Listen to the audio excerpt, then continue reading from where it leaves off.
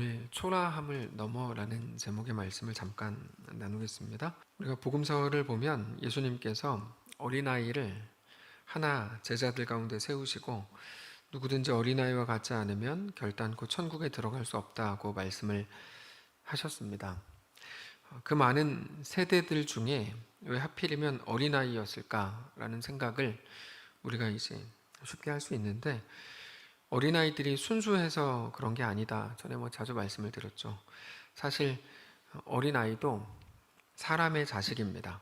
그러니까 독사의 새끼도 독사인 것처럼 사람의 자식도 어차피 사람입니다. 얼마 전에 어린이집에서 아이들을 데리고 공원으로 소풍을 왔는데, 다 같이 이제 제가 옆에서 보니까 식사 노래를 이렇게 하는데, 우리한테 익숙한 노래, 날마다 우리에게 양식을 주시는 그 노래인데요.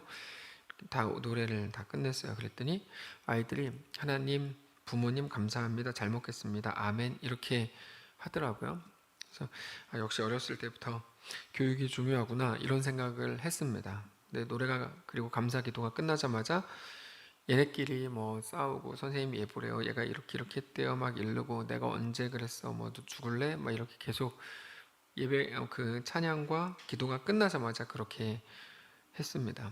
아이들도 좀 순수하진 않다는 거죠.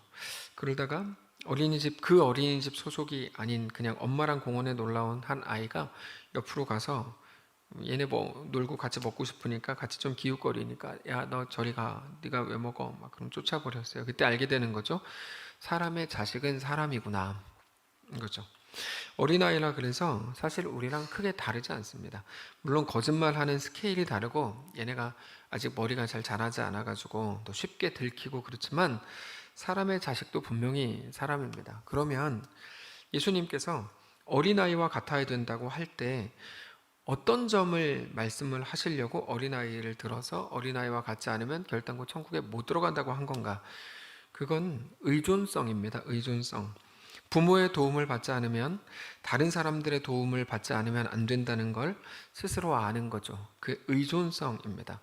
근데 사람들이 어른이 되면 자기가 다 할 수 있을 거라고 생각하는 거죠. 그게 심각한 교만인데, 어린아이들에게는 그 교만이 없죠. 우리가 하나님은 의존적이어야 됩니다. 하나님에 대한 의존성, 그게 기도입니다. 기도. 은혜를 구하지 않고서 우리 실력으로만 살아가려고 하면 답이 없다는 사실을 아는 겁니다. 정말로 아는 겁니다. 내 실력으로 살지 않고 하나님의 은혜로 살기를 소망하는 겁니다. 사실 기도는 내 실력 이상의 것을 구하는 겁니다. 말이 이상할 수 있는데 사실 그렇습니다. 그게 기도죠. 그래서 기독교 신앙에서 제일 중요한 건 사실은 기대입니다. 물론 다 중요하죠. 기대, 순종, 소망, 믿음, 따름, 사랑 다 중요한데, 기대가 굉장히 중요합니다. 예를 들어서 내가 건강 관리하는 것만큼만 내가 건강해진다면 말은 좋은데, 그러면 우리는 절대로 살 수가 없을 겁니다. 우리는 기후와 습도와 오존층 파괴 이런 거 잘 모르죠. 잘 모르는 상태로 이것저것 준비하고 대비를 한 겁니다. 그런 상태에서의 우리의 건강에 대한 대비가 어떻게 완전할 수 있겠어요? 내가 계획하고 대비한 나의 건강이 연약하고 부족하다는 걸 인정하면서 하나님의 은혜와 긍휼을 구하는 것, 그게 기도입니다. 그 모든 연약함들 속에서도 하나님의 완전하신 은혜를 구하는 거죠. 그래서 우리가 공부하는 학생들 당연히 기도해야 됩니다. 당연히 기도해야죠. 가끔 공부한 것만큼만 성적을 얻게 해주십시오, 이렇게 기도하는 사람들 가끔 보는데, 그 기도 되게 웃긴 기도예요. 그렇게 기도하시면 안 됩니다. 공부한 것 이상의 성적을 얻게 해주세요, 이렇게 기도해야지. 저는 궁금해요. 어떤 분들이 진짜 그렇게 기도하더라고. 우리 아이들 공부한 것만큼만 성적을 얻게 해주세요. 그래서 교만도 저런 교만이 있나. 여러분, 공부한 것 이상하게 들리시죠? 근데요, 그렇게 기도하셔야 돼요. 왜냐하면 우리 이제 머리, 기억력 여러 가지 한계가 있기 때문에 우리가 하나님 앞에 온전히 기도해야 돼요. 그렇다고 공부도 안 하고 성적 잘 얻게 해주세요, 그런 사기꾼 같은 놈은 나쁜 놈이죠. 그게 아니고 공부 최선을 다하지만 그래도 기도해야죠. 하나님이 도우시고 붙드시고 하나님의 은혜로 채우시기를 기도해야죠. 이광식 집사님 이제 수술을 또 두 번째 수술 앞두고 있는데, 마땅히 우리가 의사의 손길을 붙들어 주십시오. 그 가정에 그들의 실력을 넘어선 하나님의 평안을 주십시오. 당연히 기도해야 됩니다. 그게 맞습니다. 예. 우리가 언제나 완전하지 않다는 것을 알고 인정하는 것, 그게 신자의 첫걸음이기 때문입니다. 우리 모두는 그렇게 주님 앞에 서는 겁니다. 그게 어린아이와 같지 않으면 이라는 말이죠.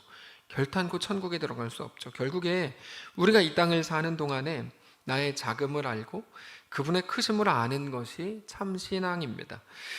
그렇게 하나님이 나의 하나님 되어주시기를 구하는 거죠. 그래서 오늘 말씀의 제목이 초라함을 넘어인데, 사실 우리에게는 우리 한계와 연약함과 우리 초라함을 넘어설 능력이 없습니다. 오늘 본문을 보면 다윗 이야기인데요, 다윗의 지혜로 승리한 것처럼 보이지만 전혀 그렇지 않습니다. 하나님의 도우심과 하나님의 은혜가 없이는 사실은 우리 삶에 결코 영원한 승리라는 것을 맛볼 수가 없습니다. 다윗은 지금 전쟁 앞에 있습니다. 이 전쟁을 앞둔 다윗의 마음이 어땠을까요? 여러분, 역사상 다윗만큼 전쟁을 많이 경험했던 사람도 적을 겁니다. 근데 오늘 본문의 다윗의 마음은 이전에 어떤 전쟁들과도 비교할 수 없는 매우 이상하고 복잡한 마음이었습니다. 왜냐하면 상대가 압살롬이었거든요. 사랑하는 아들 압살롬. 그러니까 어떻게든지 이겨야 되는 것은 전쟁에서 늘 같지만 내가 죽이지 않으면 내가 죽는 거니까, 전쟁이 그거니까요. 근데 이번에는 어떻게든 압살롬을 살리고 싶은 마음도 동시에 있는 거죠. 이겨야 되는데, 그러려면 상대를 죽여야 되는데, 압살롬이 상대의 수장인데 압살롬은 또 살려야 되는 거죠, 다윗이. 그래서 5절을 보면 이렇게 돼 있어요. 왕이 요압과 아비새와 이때에게 명령하여 이르되 나를 위하여 젊은 압살롬을 너그러이 대우하라. 여러분, 이 말 하는 게 쉬웠을까요? 전혀 쉽지 않았을 거예요. 요압과 아비새, 이 사람들은 거의 뭐라 그럴까, 하여튼 살인마와 같은 인간들입니다. 이 사람들은 아주 못된 인간들이거든요. 살인마 같은 놈들인데, 이 사람들이 앞에 그 싸움은 잘하니까 이제 군대 장관으로 딱 서 있어요. 근데 거기다가 대고 다윗이 압살롬 때문에 모두가 그렇게 같이 도망 다녔는데 이렇게 얘기하는 거예요. 나를 위하여 젊은 압살롬을 너그러이 대우하라. 이거는 절대 쉽지 않은 말이었을 겁니다. 그렇게 말하니 왕이 압살롬을 위하여 모든 군 지휘관에게 명령할 때 백성들이 다 들었다. 이렇게 돼 있어요. 마음이 너무 복잡했겠죠. 그래서 우리가 이기더라도 압살롬을 너그러이 대해달라 부탁하는 겁니다. 내 얼굴을 봐서라도 압살롬을 너그러이 대해줬으면 좋겠다. 그 다윗의 진심을 다윗 쪽 모든 사람들이 다 들었습니다. 그리고 나서 싸움이 벌어졌죠. 싸움은 에브라임 수풀에서 벌어졌습니다. 싸움 장소가 들판이었다면 숫자가 압도적으로 많은 압살롬의 군대가 당연히 이겼겠지만, 에브라임 수풀은 워낙 지형이 복잡하고 산세가 험해서 다윗의 적은 숫자로도 충분히 싸워볼 만했죠. 결과적으로 다윗이 이겼습니다. 6절. 이에 백성이 이스라엘을 치러 들러나가서 에브라임 수풀에서 싸우더니 거기서 이스라엘 백성이 다윗의 부하들에게 패하며 그날 그곳에서 전사자가 많아 2만 명에 이르렀고 그 땅에서 사면으로 퍼져 싸웠으므로 그날의 수풀에서 죽은 자가 칼에 죽은 자보다 많았다. 근데 여기 나오는 표현들을 잘 보시면 사실 5절 이하에, 그러니까 5절 이전에 1절부터 4절까지를 보면 누구 어떻게 3분의 1로 나누고 막 쭉 나오거든요. 그러다가 6절 이렇게 가니까 어디서 싸웠다 이렇게 나와가지고 싸움에 대한 구체적인 설명을 할 것 같은데 그런 거에 대한 기록이 전혀 없습니다. 전쟁이 어떻게 진행됐는지, 누가 어떤 작전을 썼는지, 누가 앞장섰는지 이런 거에 대한 기록이 전혀 없어요. 왜냐하면 그게 중요한 게 아니거든요. 그런 거에 대한 기록은 별로 없지만 다만 한 가지 길게 설명하는 게 있죠. 압살롬의 최후에 대해서는 자세히 기록합니다. 9절에 이렇게 되어 있어요. 압살롬이 다윗의 부하들과 마주치니라. 압살롬이 노새를 탔는데 그 노새가 큰 상수리 나무 번성한 가지 아래로 지나갈 때 압살롬의 머리가 그 상수리 나무에 걸림에 그가 공중과 그 땅 사이에 달리고 그가 탔던 노새는 아래로 빠져나갔다. 여러분, 압살롬은 노새를 탔습니다. 노새는 그 당시에 이스라엘 사회에서 대개 왕족이나 귀족들이 이동하던 이동수단이었습니다. 압살롬이 그 전쟁을 왕으로서 참전했고, 물론 하나님이 왕으로 세우신 적은 없는데 자기가 그냥 왕이 되고 싶었죠. 당연히 그 전쟁에서 승리할 거라고 생각했기 때문에 노새를 타고 전쟁에 나갑니다. 근데 자기 진영 군대가 패하는 거를 봤어요, 압살롬이. 게다가 그 치열한 전투 중에 다윗의 부하들과 눈이 마주쳤습니다. 깜짝 놀라가지고 도망쳤죠. 죽지 않으려고 최선을 다해 도망쳤습니다. 근데 압살롬의 가장 큰 자랑거리가 머리카락이었거든요. 머리카락. 엄청 무겁고 막 숱도 되게 많고 막 그랬었잖아요. 엄청나게 길고 긴 머리카락이 큰 상수리 번성한 나무의 가지에 걸렸답니다. 어떻게 된 건지 잘 모르겠어요. 근데 걸렸답니다. 어쨌든 어떻게 걸렸는지 모르겠지만 분명한 사실은 그의 머리가 걸렸고, 그래서 그 머리카락 때문에 그 나무에 대롱대롱 달려 있었다는 거예요. 그럼 우리가 생각할 때 머리카락을 자르고 가면 되지 왜 안 잘랐을까? 뭐 손에 칼이 없었나 보죠. 이 정도는 생각할 수 있어요. 근데 압살롬은 혼자가 아니었습니다. 그때. 그러니까 주변에 자기네 편이 분명히 있었거든요. 옆에. 그러니까 이 상황을 조금만 생각을 해보면 압살롬은 머리카락을 워낙 소중하게 여기고 권위와 영광의 상징이라고 늘 자랑했을 정도로 압살롬은 머리카락을 굉장히 중요하게 여겼거든요. 뭐 우리가 머리가 자주 빠지기 시작하면 머리카락을 중요하게 여기지만 압살롬의 경우에는 영광과 권위의 상징이기 때문에 중요하게 여기거든요. 그런 머리가 걸리니까 자르고 도망가면 되는데 어쩔 줄 모르죠. 이걸 잘라야 될지 풀어야 될지 이거를 이제 모르는 거, 막 허둥대는 거죠. 일본 원숭이 잡는 것과 똑같죠. 일본 원숭이 잡으려면 손이 하나 간신히 들어가는 작은 창살에 바나나를 넣고 있으면 이제 된다 그러죠. 원숭이가 조심스럽게 다가와가지고 주위를 살펴서 사람이 없으니까 손을 넣고 바나나를 손에 쥐는데 그럼 바나나가 안 빠지죠. 왜냐하면 바나나를 놓고 손을 빼야지 빠지는데 바나나를 포기할 수 없죠. 그렇게 잡힌다는 말을 어디서 들은 것 같아서 말씀을 드리는 거예요. 참 어리석죠. 뭐 꼭 일본 원숭이만이겠습니까만은 지난주에 3.1절이었기 때문에 일본 원숭이라고 굳이 한 겁니다. 자, 근데 압살롬이 그러고 있는 겁니다. 머리카락 그거 자르면 되거든요. 뭐라고? 그거 안 자르면 그것 때문에 목이 잘릴 판인데 끝까지 머리카락에 손을 못 대는 이 모습이 여러분 너무 우습지 않으세요? 저는 이 그림을 볼 때 너무 우습더라고요, 이게. 근데 사실 압살롬이 그냥 놓으면 되는 건데 놓지 않았던 게 단지 머리카락은 아니었습니다. 무슨 말을 하냐면 머리카락은 영광과 명예와 권력의 상징이었다. 그래서 압살롬은 머리카락을 놓지 못했다면 압살롬이 정말 끝까지 붙들고 싶었던 건 그의 영광과 명예와 권력이었던 거죠. 자기의 권력욕, 왕이 되고 싶은 마음, 특별히 자기의 오름, 다윗을 보니까, 아버지를 보니까 이건 아닌 것 같은 거죠. 압살롬이 생각할 때. 그래서 자기 뭐 형이 딱 그 짓을 했는데 가만히 있고 자기도 뭐 살인을 했는데 자기한테도 아무 말도 못하고, 그러니까 자기가 볼 때 이건 아니다 싶은 거예요. 자기 오름, 자기의. 압살롬은 이 모든 것들을 버릴 수가 없었던 겁니다. 그래서 결국 아들됨을 버렸고 성도됨을 버리고 생명을 버리는 자리까지 가죠. 결국에 압살롬이 어떻게 됩니까? 요압의 손에 죽습니다. 15절에 요압의 무기를 든 청년 10명이 압살롬을 애워싸고 쳐 죽이니라. 압살롬은 그렇게 성경에서 가장 비참하게 죽은 사람 중에 하나가 됩니다. 가장 비참하게 죽은 사람 몇 명 있거든요. 뭐 누구는 벌레에게 뭐 물려서 이렇게 씹혀 죽고, 누구는 화장실에서 이렇게 배 찔려 죽고, 또 누구는 뭐 압살롬이 그 중에 한 명인데, 여러분 이게 얼마나 초라합니까? 뭐가 초라하냐면 어떻게 보면 겨우 그 머리카락 때문에 모든 것을 잃어버리다니요. 이게 초라한 거죠. 압살롬은 지금 머리카락을 지키는 것, 그것에 모든 것을 쏟고 있는 것처럼 보입니다. 근데 우리가 정말 신경 쓰고 민감해야 되는 건 다른 게 아니라 하나님과의 관계죠. 그거를 위해 우리의 모든 것들을 걸고 자존심을 버리고 우리의 현실적인 이익을 내려놓고, 이게 마땅한 건데 압살롬은 지금 자기 머리카락 때문에 자기 생명을 내놓고 있는 거예요. 여러분, 우리가 정말 붙들고 우리가 정말 지켜야 되는 게 어떤 것인지를 지혜롭게 알게 되시기를 바랍니다. 하나님과의 관계를 돌아보십시오. 모든 것을 잃어버려도 하나님을 잃어버리지 않았다면 모든 것을 잃어버리지 않은 거고, 모든 것을 얻었어도 하나님을 잃어버리면 모든 것을 잃어버린 거죠. 이 말을 기억해야 합니다. 우리 삶이 하나님 앞에 그렇게 순전하게 세워져야 합니다. 우리는 자주 그럼에도 머리카락이 없어질 때 초라해진다고 생각합니다. 은유입니다. 은유. 제가 지금 뭐 머리숱 없고 이런 사람들 놀리는 게 아니고 은유라고요. 은유. 뭐 내 마음은 호수다. 이런 게 이제 은유인데, 머리카락이 없어질 때 초라해진다고 생각해요? 우리가 가진 자리를 뺏기고 돈을 잃어버리고 어떤 실수를 할 때 초라해진다고 생각해요. 아니, 정말 그렇게 믿는 게 분명해요, 어떤 사람들은. 그래서 남편이 사기당하고 돌아오면 그 엄마가 자식들 모아놓고 이렇게 말하는 거죠. 나는 니네 아빠랑 더 이상 못 산다. 이렇게 말하는 이유가 굉장히 이게 지혜가 없는 거거든요.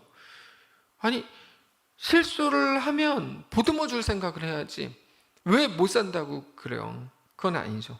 네. 근데 그는 혹은 그녀는 어떤 실수를 하고 무언가를 잃어버리면 초라해진다고 믿는 겁니다. 근데 정말 초라한 거는 그거를 잃어버렸을 때가 아니라 눈에 보이는 그거를 내가 얻고 지키기 위해 애쓰는 모습이 제일 초라한 겁니다. 여러분, 정확히 우리가 인식하고 기억하셔야 되는데요, 무엇을 가지셨는지 모르겠으나 그거를, 눈에 보이는 그것을 안 잃어버리려고 지키고 애쓰는 모습이 제일 초라한 거라고요. 그게 압살롬입니다. 눈에 보이는 그것은 절대로 우리의 목숨을 걸 일이 아니기 때문입니다. 뭐라고 해도 머리카락은 목숨 걸 일이 아닙니다. 스티브 잡스가 애플 컴퓨터를 만들었는데 처음에는 성장을 잘 못했다 그러죠. 그래서 투자자를 찾아가는데 그 투자자가 펩시콜라의 사장이었던 존 스컬리. 근데 이 사람이 38살 때 펩시콜라 사장이 됐는데 44살 때인가 하여튼 몇 년 안 돼가지고 부동의 1위였던 코카콜라를 이제 역전하는, 하여튼 대단한 마케팅의 대마왕으로 이제 알려져 있다고 하죠. 그래서 스티브 잡스가 그 스컬리를 찾아갔는데 스컬리가 이미 충분한 돈과 명예를 다 갖고 있었기 때문에 스티브 잡스의 말에 설득이 되지 않았죠. 스티브 잡스가 더 이상 이제 얘기가 안 되겠다 그래서 나오면서 한마디 했거든요. 당신은 설탕물이나 팔면서 나머지 여생을 허비할 작정이시군요. 이렇게 얘기했습니다. 나라면 그렇게 안 합니다. 나라면 세상을 바꾸는 일에 자신을 던지겠습니다. 그 말이 스컬리의 마음을 움직여가지고 이제 투자자로부터 투자를 받았다, 뭐 이런 내용인데, 그렇죠. 설탕물에 목숨 걸 필요는 없습니다. 너무 당연하죠. 물론 뭐 그걸로 돈을 벌려고 했던 거겠지만 어쨌든 그가 팔았던 건 설탕물에 불과하죠. 예배 끝나고 콜라 사오라 그랬는데 설탕물을 사가야 되겠네요. 어쨌든 압살롬이 마치 그 모든 거를 다 가진 것처럼 보였는데 끝내 머리카락을 포기하지 못했다는 거, 자기가 가진 것들을 끝내 끝까지 놓지 못하고 거기에 끌려다녔던 거는 너무 안타까운 겁니다. 이거는. 그래서 너 망하지 않았냐, 너 이제 죽게 된 거야, 이렇게 말하고 있는 게 아니고, 끝내 압살롬이 비참한 죽음, 초라한 인생으로 기억되는 이유는 여러분, 그의 반역이 실패했기 때문이 아닙니다. 그가 그렇게 반역을 해서 권력을 잡고 싶었는데 그거에 대해 실패해가지고 그가 초라한 인생이 된 게 아닙니다. 왜 초라한 인생으로 기억되는 걸까요? 자기 눈에 보이는 게 전부인 줄 알고 그거를 붙들려고 보이는 것에 목숨 걸고 있다는 게 아쉬운 거죠. 아침 경건회를 보면 이스라엘 백성들이 가는 곳마다 하나님을 원망하고 모세를 막 원망하잖아요. 내일 아침 경건회 본문을 보면 르비딤에 가가지고 물이 없으니까 막 모세를 막 욕하는데요. 모세가 그때 어떤 걸 느끼냐면 이러다 이 사람들을 날 죽이겠다라고 살기를 느껴요. 그래서 하나님께 가거든요. 근데 어떻게, 우리는 궁금하잖아요. 어떻게 이스라엘 백성들이 그렇게 많은 하나님의 은혜를 경험하고 누렸는데도 갈 때마다 저렇게 원망하고 갈 때마다 저러냐. 우리는 이제 그게 굉장히 이상한 모습처럼 생각하지만 사실 그게 우리들이죠. 우리도 너무 자주 그렇게 하니까요. 근데 여러분, 그들의 모습을 보면서 생각하는, 느끼는 감정은 하나입니다. 초라함. 야, 이스라엘 백성들 진짜 초라하다. 어떻게 저렇게까지 저러냐. 우리가 이런 생각을 갖는 거예요. 압살롬을 보시면 압살롬이 그 멋있는, 키도 컸겠죠. 얼굴도 막 잘생겼겠죠. 머리도 막 그렇다고 하니까 얼마나 멋있어요. 그런 사람이 멋있는 말, 멋있는 행동을 하면 얼마나 멋있겠어요. 근데 눈에 보이는 게 전부인 줄 알고 거기에 붙들려 살고 있었다는 게 초라한 거죠. 나중에 살피겠지만 북이스라엘에, 예전에도 많이 나누었는데요, 북이스라엘의 역사상 가장 부강했던 시대, 가장 풍요로웠던 시대는 아합 시대입니다. 오므리 왕조 때거든요. 그때가 국제적으로 국방력으로도 가장 완성됐던 시대입니다. 우리 조선으로 따지면 영정조 시대, 이 정도 되는 시대거든요. 굉장히 강력한 왕이었는데, 근데 우리가 잘 아는 것처럼 그들에 대한 하나님의 평가는 완전히 최악이죠. 아합은 악해도 하나님이 가장 악한 왕으로, 악해도 가장 악한 왕이었다고 평가하신다고 우리가 잘 알고 있습니다. 그게 성경의 평가죠. 왜 그러냐면 이유는 딱 하나입니다.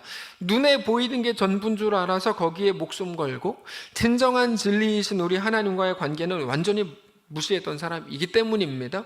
영원한 하나님, 영원한 생명이신 하나님과 관계가 없다는 것을 자신의 말과 자신의 선택을 통해서 매일같이 확인하게 되는 거죠. 압살롬의 반역이 실패했기 때문에 비참한 인생이 된 게 아닙니다. 압살롬의 반역의 성공 유무와 관계없이 압살롬은 이미 비참한 인생이었죠. 하나님과의 관계에 우리가 그래서 지금보다 사실 더 많이 집중해야 합니다. 영원히 우리와 함께할 하나님을 가장 귀중히 여기는 것이 성도의 능력입니다. 여러분, 성도의 능력, 성도의 지혜는 절대로 다른 게 아닙니다. 영원한 하나님을 가장 귀히 여기는 거죠. 그게 성도의 능력이라니까요. 근데 여기 하나만 더 묵상을 하자면 요압에 관한 건데, 예전부터 말씀을 드렸지만 요압은 아주 나쁜 놈입니다. 잘못된 사람입니다. 물론 요압이 다윗 편에 서 있었기 때문에 대단하게 막 좋은 사람인 것처럼 생각하는 사람들이 가끔 있는데 안 그렇습니다. 요압은 모든 일을 늘 충성스럽게 잘하고 싶었고 인정도 받고 싶었습니다. 근데 요압의 가장 큰 문제는 뭐냐면 뭐를 했냐가 아니고 자기 삶을 살았다는 게 요압의 가장 큰 문제입니다. 여러분, 사람이 능력이 있고 능력이 없고 뭐 실력이 좋고 나쁘고의 문제가 아니고 성도의 삶을 신자의 삶을 사는지 아니면 자기 인생 사는지 사실 그걸로 다 결정되는 겁니다. 오늘 본문에 나오는 요압과 한 사람과의 비교를 통해서 우리는 요압이 어떤 인물인지 정확히 알게 되는데 10절에 한 사람이 나옵니다. 한 사람이 보고 요압에게 알려 이르되, 바로 저 사람인데요. 저 사람은 이름은 나오지 않지만 굉장히 존귀한 사람입니다. 내가 보니 압살롬이 상수리 나무 아래 달렸습니다. 요압이 그 알린 사람에게 이르되, 너가 보고 어찌하여 당장에 쳐서 땅에 떨어뜨리지 아니하였느냐? 내가 너에게 은 10개와 띠 하나를 주었으리라. 여러분, 이게 요압이 하는 말이에요. 요압은 이미 5절에서 했던 다윗의 말을 전혀 생각하지 않고 뭐 단지 기억력이 나빠서 기억을 못한 게 아니고 아예 그냥 마음속에 담아두지도 않았던 거예요. 다윗이 뭐라고 얘기하건 간에 아무 상관없어요. 아무 관계 없습니다.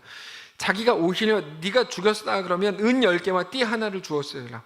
그 사람이 요압에게 대답하되, 이제 그 사람, 아까 나왔던 한 사람, 그 사람이 요압에게 대답하되, 내가 내 손에 은 1000개를 받는다 할지라도, 당신이 10개를 말했지만 1000개를 받는다고 해도 나는 왕의 아들에게 손을 대지 않겠습니다. 왜냐하면 우리가 들었지 않습니까? 왕이 당신과 아비새와 이때에게 명령하여 이르기를, 그러니까 다윗이 누구한테 말하냐면 너한테 얘기한 거예요. 요압에게.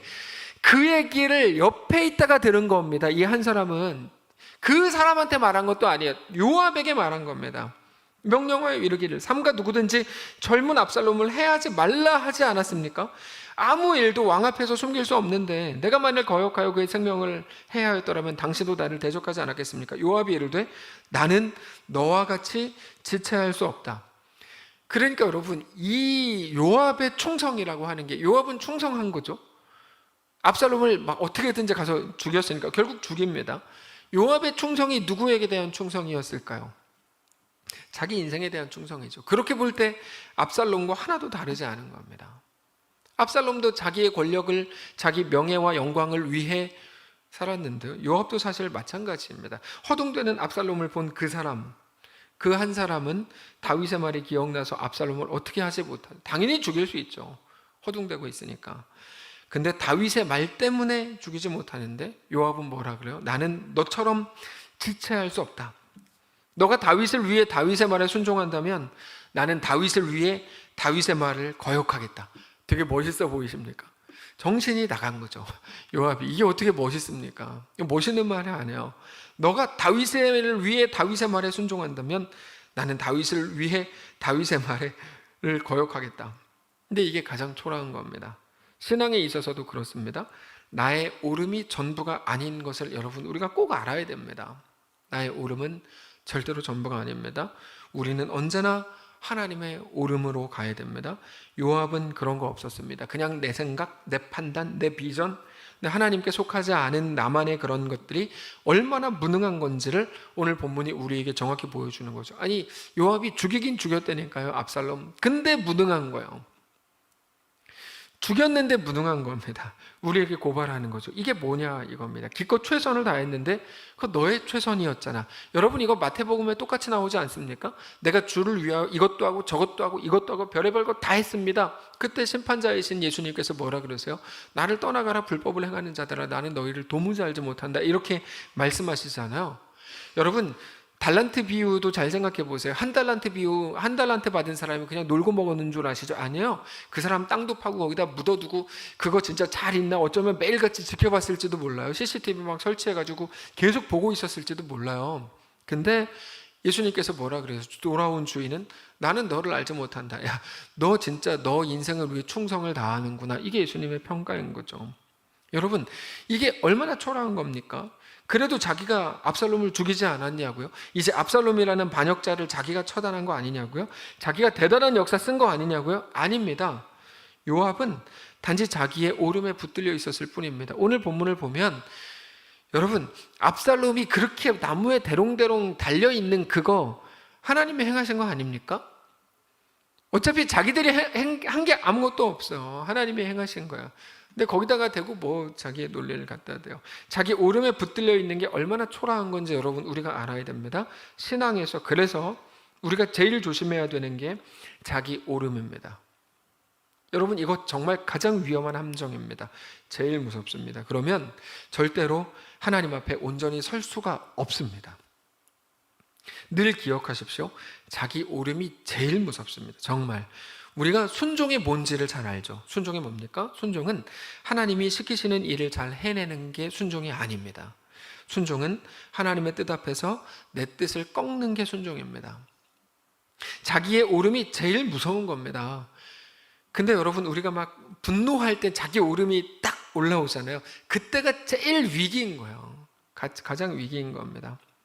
그래서 둘째 아들, 돌아온 아들, 뭐 탕자라고도 부르는데 그 말 별로 마음에 들지 않지만 어쨌든 돌아온 아들, 집 나간 아들 이야기, 그 이야기 생각해 보시면 그 아이는 나가서 고생하고 집에 돌아왔는데요, 그 집의 가장 큰 문제는 누구였어요? 둘째인 줄 알았어요. 근데 첫째였잖아요.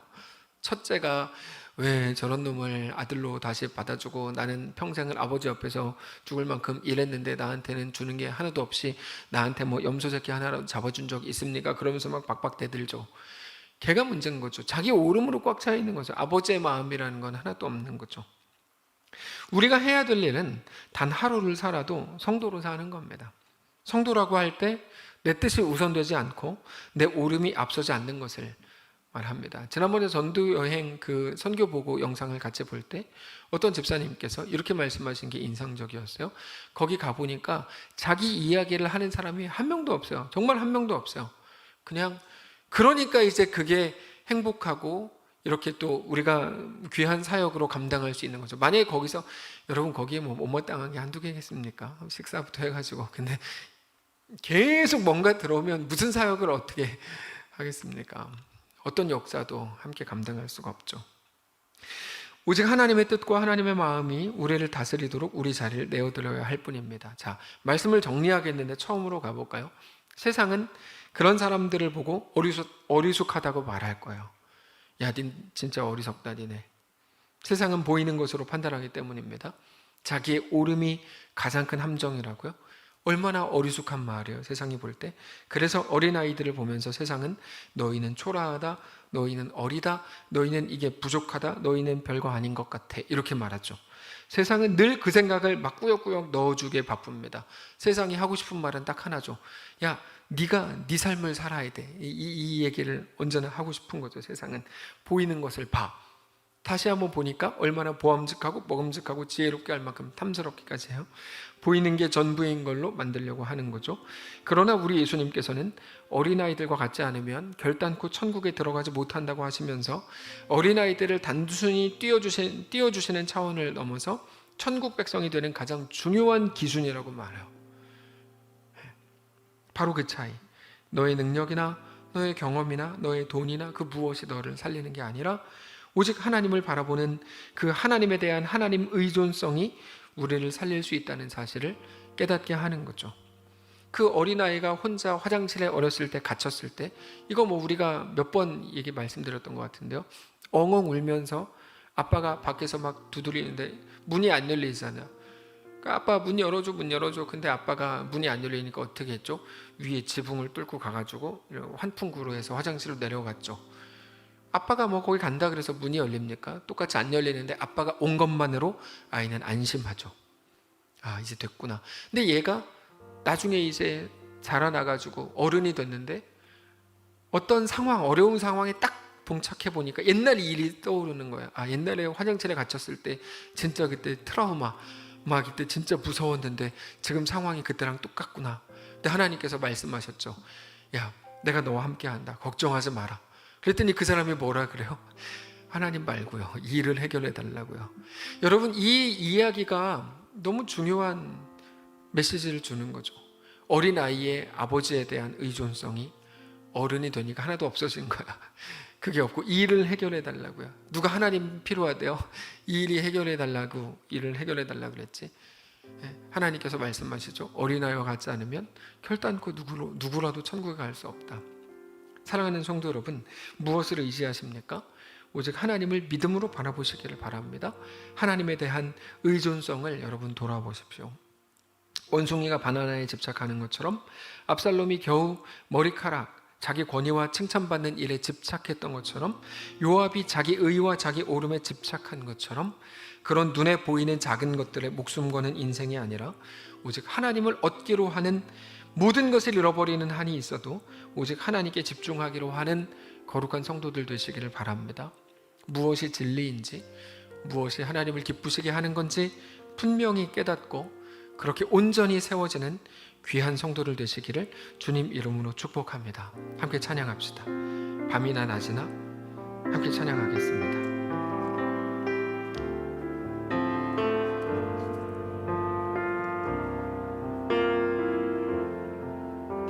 찬양팀 나와서 찬양할까요? 나의 소망 되신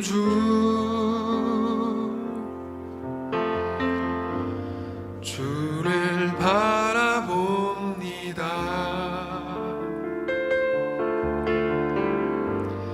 다시 오실 나의 왕 예수, 주를 기다립니다.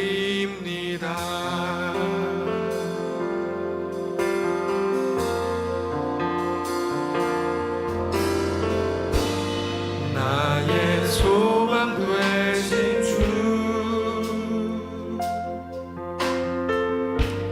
주를 바라봅니다.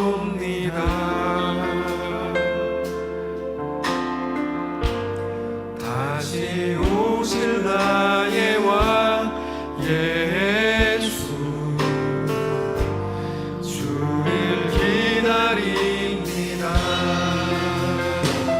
밤이나 낮이나 어제나 오늘도 영원히 주만 찬양해.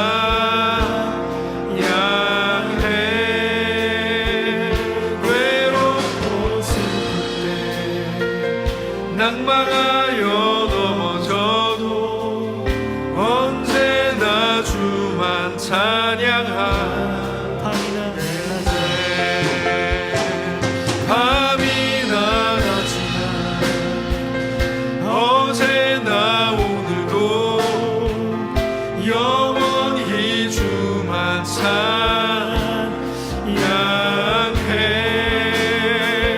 괴롭고 슬플 때 낭망하여 넘어져도 언제나 주만 찬양하겠네. 밤이나 낮이나 어제나 오늘도 영원히 주만 찬양해.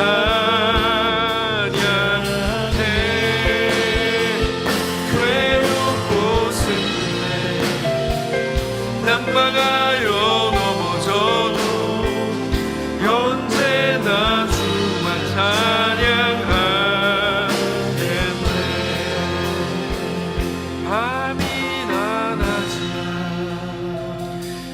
어제나 오늘도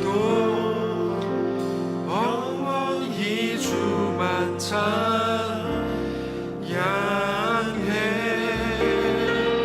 괴롭고 슬플 때 낭만하여 넘어져도 언제나 주만 찬양하겠네. 우리 이 시간에 다 같이 눈 감은 채로 한번 잠깐 기도하기를 원하는데요, 야고보서 5장을 보면 하나님께서 우리에게 너희는 고난 중에 있을 때 기도하라 이렇게 말씀을 하십니다. 근데 고난 중에 있을 때 기도를 해도 우리가 잘 아는 것처럼 우리 상황이 즉각적으로 변하지 않습니다. 변하지 않을 때가 훨씬 더 많습니다. 우리의 기도의 부족함 때문인가? 아니요. 우리는 그 순간에 우리에게 기도하라고 말씀하시는 하나님의 그 마음과 목적과 요구를 알아야 되는데, 하나님께서 우리에게 고난 중에 있을 때 기도하라고 하시는 이유는 고난에 습격당하지 않기 위해 기도하라는 말입니다.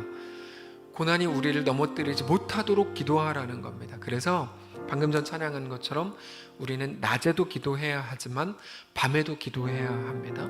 우리가 잘 나갈 때도 기도해야 하지만 심각한 고난 한가운데 있을 때에도 우리는 기도해야 합니다. 그 어떤 것에도 지지 않는 하나님의 거룩한 백성들이 되기를 결단하며 하나님 앞에 나아가 기도해야 합니다. 지난 월요일에 이광식 집사님 첫 번째 수술하셨고 내일 두 번째 수술이 있을 예정인데, 그래서 우리는 그 순간에 기도해야 하는 것이고 그 가정을 위해 중보해야 하는 것입니다.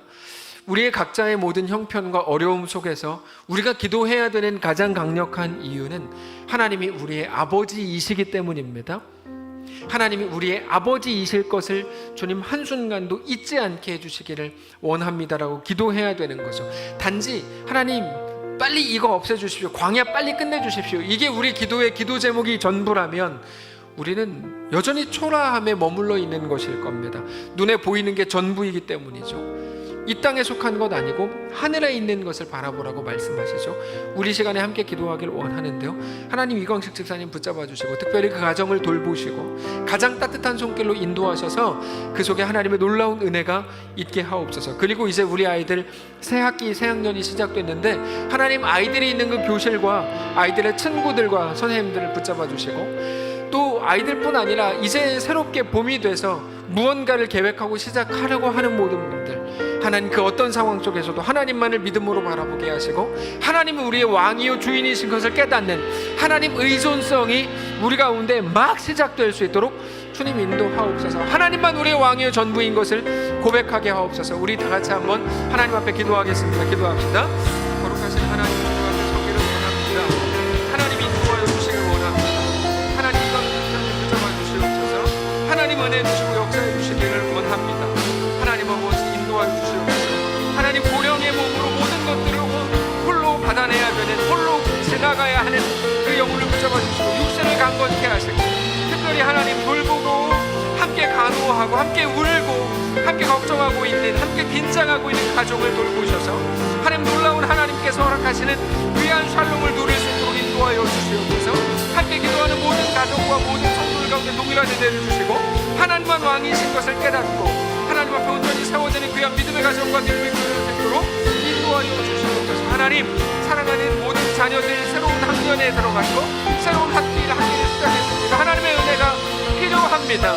하나님 역사해 주시기를 원합니다. 새롭게 어린이집에 들어가고 새롭게 학교에 들어가고 새로운 길을 시작한 모든 지체들 가운데 말할 수 없는 하나님의 은혜로 채우시고, 그렇게 우리 하나님과 함께 믿음의 동행을 이루는 거룩한 성도들과 될 수 있도록 인도하여 주옵소서. 다만 하나님 이 고통을 빨리 끝내는 것에만, 눈에 보이는 것에만 집착하지 않게 하시고 하나님 이 모든 일들 속에서도 하나님의 의존성이 우리 가운데 새롭게 시작될 수 있도록 인도하여 주시옵소서. 하나님 역사하시고 붙들어 주셔서 밤이나 낮이나 거룩하신 하나님의 은혜를 맛보며 우리 주님과 믿음으로 동행하는 사랑하는 모든 성도를 될 수 있도록 아버지 하나님 인도하여 주시옵소서. 하나님을 역사해 주시옵소서. 하나님 우리를 그렇게 붙들어 주시옵소서. 거룩하고 강권적인 손으로 하나님 우리를 이끄시고 붙들어 주시고 역사해 주시옵소서. 하나님 앞에 온전히 설 수 있도록 인도하여 주시옵소서. 밤이나 낮이나 언제나 오늘도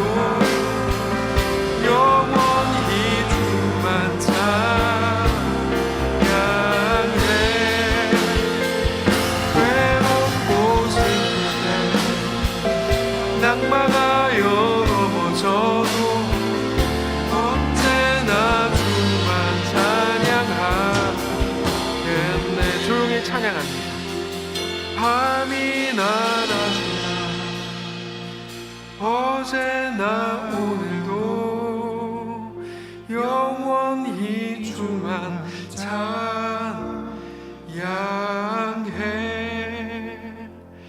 괴롭고 슬플 때 낭망하여 넘어져도 언제나 주만 찬양하겠네. 하나님, 깊은 흑암 한가운데에서 하나님의 은혜를 사모하는, 어린아이와 같이 아무것도 의존할 것 없고 기댈 것 없어서 하나님의 사랑만 의지하는 그 가정이 있습니다. 사랑하는 성도들이 있습니다. 수술을 앞두고 혹은 새로운 학교에 들어가서 전혀 적응이 안 되고, 또는 어린이집에 가서 이게 뭔지 모르겠고, 그래서 그저 학기가 시작돼서 그냥 우는 게 전부인, 하나님, 그런 모습이 우리들입니다. 하나님을 의지합니다. 하나님을 바라봅니다. 하나님, 우리가 의지할 분 하나님이 계셔서 너무 다행입니다. 우리가 찬양하는 것처럼 밤이나 낮이나 어제나 오늘도 영원히 우리 주님만을 바라보는 사랑하는 모든 성도를 될 수 있도록 인도하여 주시옵소서.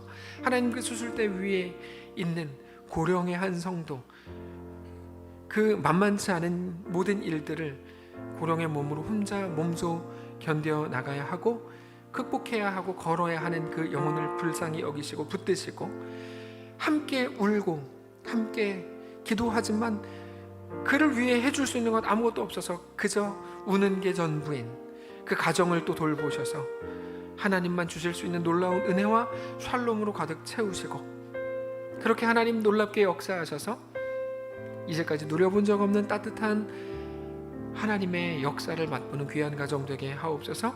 그 가정과 그 가정을 위해 기도하는 모든 지체들 가운데 동일한 은혜를 주시고, 하나님을 알되 깊이 알고 이번에 알고 만나게 된 하나님으로 인하여 놀라운 은혜와 평강을 누리는 모든 성도들 다 되도록 인도하시옵소서. 하나님, 할 수 있는 것 아무것도 없어서 그저 우는 게 전부인 깊은 동굴 속에 있는 성도들도 있는 줄 압니다. 그들을 찾아가셔서 돌보시고 그들을 위로하시고 만져주시고, 그래서 세상 누구로부터도 받을 수 없는 참된 위로와 참된 평화를 맛보는 귀한 성도들의 삶이 되도록 축복하시옵소서.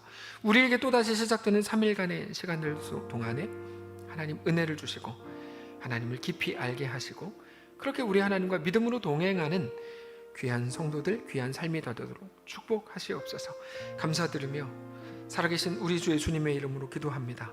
아멘. 하늘에 계신 우리 아버지여, 이름이 거룩히 여김을 받으시오며 나라가 임하시오며 뜻이 하늘에서 이룬 것 같이 땅에서도 이루어지이다. 오늘 우리에게 일용할 양식을 주시고 우리가 우리에게 죄진 자를 사하여 준 것 같이 우리 죄를 사하여 주옵시고 우리를 시험에 들게 하지 마시고 다만 악에서 구하시옵소서.